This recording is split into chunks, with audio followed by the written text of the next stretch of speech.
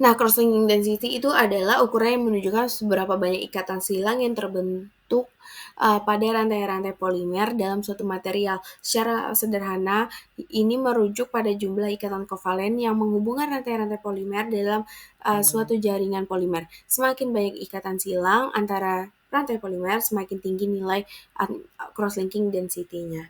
Nah, cross-linking density ini mempengaruhi beberapa hal penting. Yang pertama itu peningkatan kekakuan. Semakin tinggi densitasnya, rantai polimer akan terikat lebih banyak, menjadikan struktur lebih padat dan kaku. Contohnya karet vulkanisasi. Makin tinggi cross-linkingnya, makin kuat karet tersebut menahan tekanan. Yang kedua, ada pengaruh terhadap elastisitas. Densitas yang tinggi menurunkan elastisitas material, jadi lebih sulit kembali ke bentuk semula setelah ditekan. Contohnya, elastomer yang terlalu banyak cross-linkingnya akan jadi keras dan tidak lentur lagi. Yang ketiga, ada peningkatan kerapuhan. Jika terlalu tinggi, cross-linking malah bisa membuat material rapuh. Misalnya, pada bakelit, material ini sangat kuat tapi mudah pecah karena tidak bisa menyerap energi deformasi. Jadi, cross-linking density harus disesuaikan dengan kebutuhan aplikasinya. Selanjutnya, yang kita bahas adalah metode cross-linking.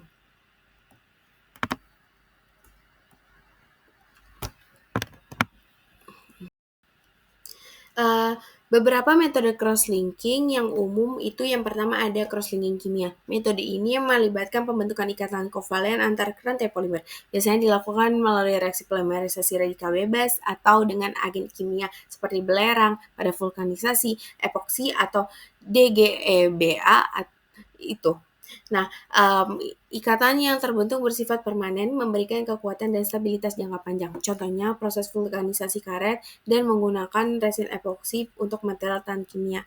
Yang kedua ada cross-linking radiasi. Metode ini menggunakan sinar UV, sinar gamma, atau berkas elektron untuk menciptakan radikal bebas dalam polimer. Radikal ini lalu membentuk ikatan silang kovalen. Metode ini digunakan dalam yang pertama polyethylene silang untuk kabel dan pipa, polimer medis agar tahan kimia, dan biocompatible. Kelebihan metode ini tidak membutuhkan bahan kimia tambahan dan cocok untuk kontrol presisi tinggi.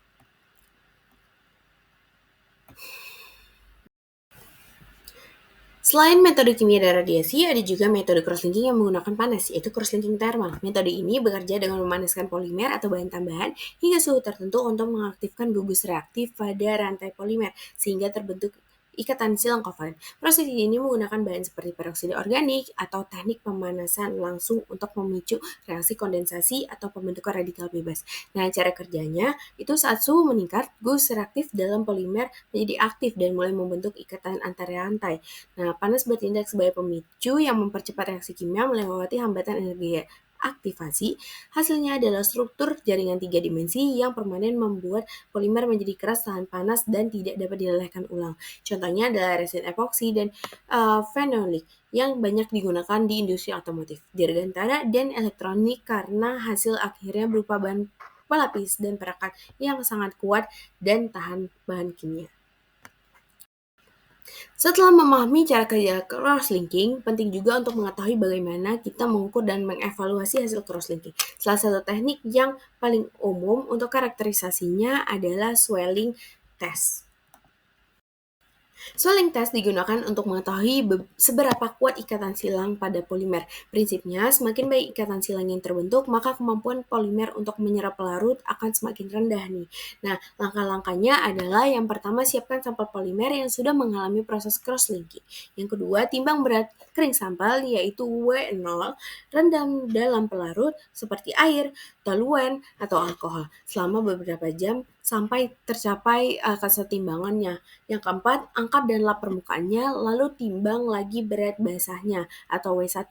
Hitung swelling ratio dengan rumus swelling ratio sama dengan W1 dikurang W2 per W0. Investasi hasilnya, jika cross-linking density tinggi, maka swelling ratio rendah karena jaringan terlalu padat dan pelarut sulit masuk. Yang kedua, jika cross-linking density rendah, maka swelling ratio tinggi karena jaringan longgar dan pelarut mudah menyerap. Teknik ini sederhana, murah, dan sangat efektif untuk memperkirakan tingkat cross-linking pada suatu bahan. Selanjutnya kita masuk ke bagian yang sering ditanyakan dalam kimia polimer. Apa perbedaan antara termoplastik dan termoset dan bagaimana peran cross-linking di dalamnya? Nah, pertama perbedaannya dulu nih. Nah, termoplastik itu melembut saat dipanaskan dan bisa dilelehkan berulang kali. Tidak memiliki ikatan silang permanen antar rantai, sehingga bisa dicetak ulang. Contohnya itu adalah PE atau polietilen dan PP polipropilen dan PVC. Nah, sedangkan termoset tidak akan meleleh saat dipanaskan, melainkan akan mengeras permanen. Kemudian telah mengalami cross-linking yang membuat rantai polimer sering terikat kuat nih. Nah, contohnya itu epoksi, bakelit, melamin. Jadi cross-linking adalah kunci yang membedakan termoset dan termoplastik. Cross-linking memberikan kekuatan dan kestabilan thermal pada termoset, sementara termoplastik tetap lunak dan dapat dilelehkan nih, karena tidak mengalami cross-linking.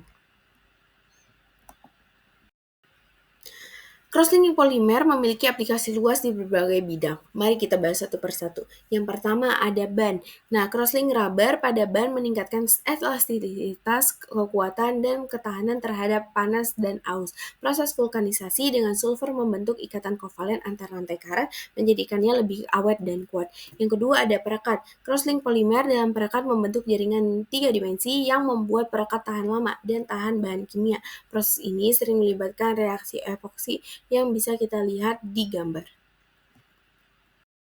Selanjutnya ada hidrogel. Hidrogel linking sangat penting dalam dunia medis. Mereka bisa menyerap banyak air dan tetap stabil. Jaringan silang menjaga bentuknya dan memberikan elastisitas serta kemampuan penyerapan yang tinggi.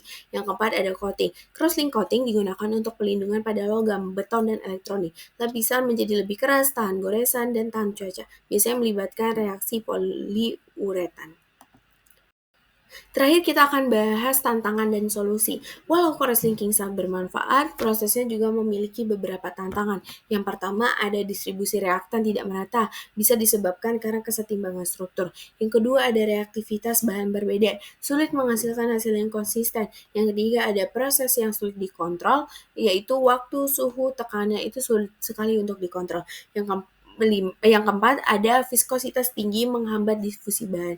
Nah, solusinya itu kita bisa menggunakan metode pencampuran mekanis atau ultrasonik agar distribusi merata, terus pilih crosslinker dengan reaktivitas terkontrol, kemudian kontrol suhu, waktu, dan tekanan dengan alat otomatis, kemudian larutkan polimer dengan pelarut untuk menurunkan viskositas agar crosslinker menyebar sempurna.